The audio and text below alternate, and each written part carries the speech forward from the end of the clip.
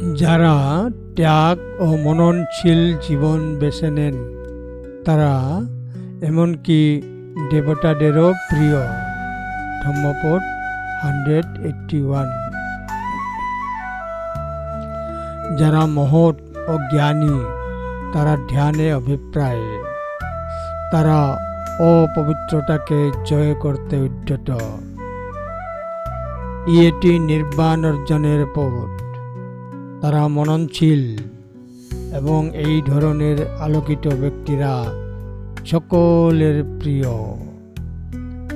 একাগ্রতার উপর অভিপ্রায়, ছেড়ে দেওয়ায় শান্তিতে আনন্দিত। মননশীল, জ্ঞানী, নিখুঁত বুদ্ধ, এমনকি দেবতাদেরও কাছেও তারা প্রিয়। ধম্মপদ 181।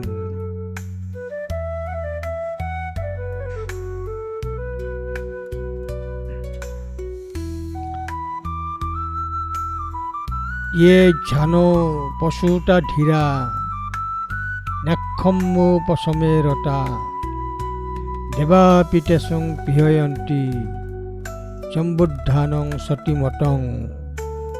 ধম্মপদ 181।